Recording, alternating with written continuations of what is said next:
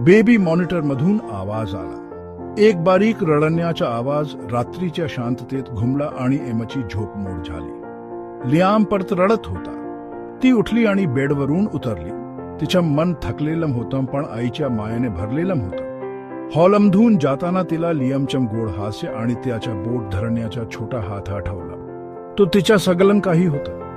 नर्सरीमध्ये पोहोचल्यावर तिला लियाम त्याच्या पलंगात तळमळत असलेला दिसला. त्याचा छोटासा चेहरा दुःखात पिलवटलेला होता. अरे अरे मम्मी आलीये, ती म्हणाली आणि त्याला उचलून घेतलं. त्याचं रडणं थांबलं आणि तो हलू आवाजात रडू लागला. ती त्याला हलुवारपणे हलवत होती.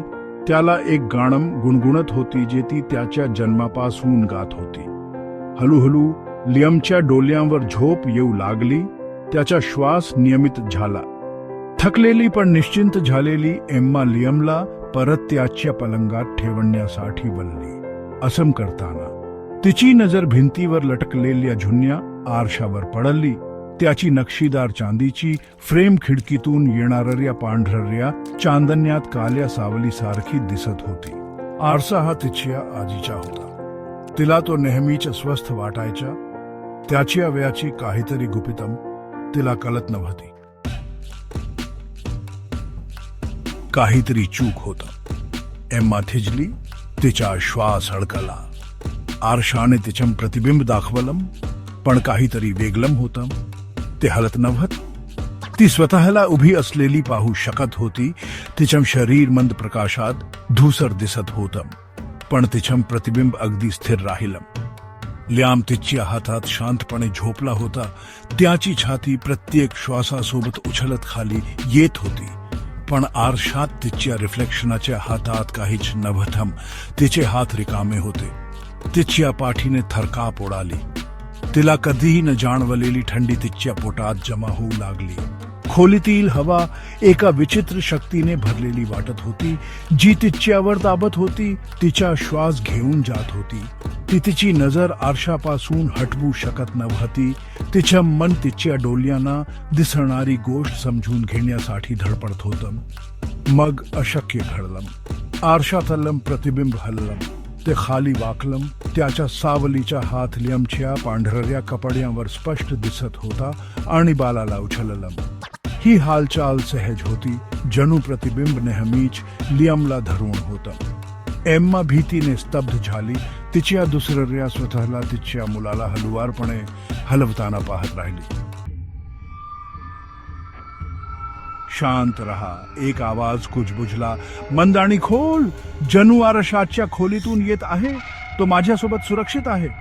एम्माचं रक्त गोठलं. तिचा आवाज तिच्या घशात अडकला. तिच्या दातामध्ये एक शांत किंचाली जमा होत होती. आरशातलं प्रतिबिंब त्याचं डोकं झुकवलं. त्याच्या ओठांवर एक भयानक हास्य उमटलं. तो तिचा चेहरा होता. तिचे चेहऱ्याचे भाग पण ते विकृत झाले होते. काहीतरी अप्राकृतिक झाले होते. आरशातून तिला पाहणारे डोळे तिचे नव्हते. ते थंड, रिकामे आणि भयंकर भुकेने भरलेले होते. भयानक आणि विनाशकारी दहशत अखेर एम्माच्या स्तब्धतेतून बाहेर पडली. ती मागे सरकली. आरशापासून तिच्या मुलाला पकडलेल्या भयानक रिफ्लेक्शनापासून दूर जाण्यासाठी धडपडत होती पण तिचे पाय जमिनीवर घट्ट रोवले गेले होते. तिचं शरीर तिच्या घाबरलेल्या मनाच्या आज्ञा पालण्यास नकार देत होतं.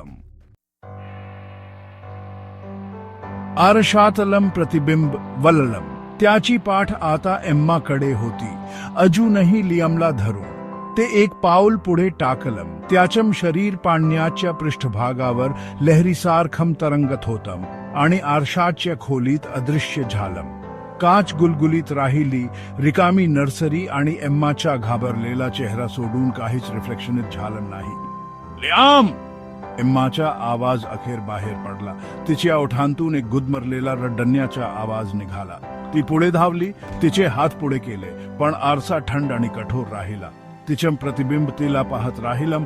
घडलेल्या अकल्पनीय भयानक घटनेचा एक शांत साक्षीदार. ती एकटीच राहिली. तिचा मुलगा गेला. जुन्या आरशाच्या थंड खोलीत गिलंकृत झाला.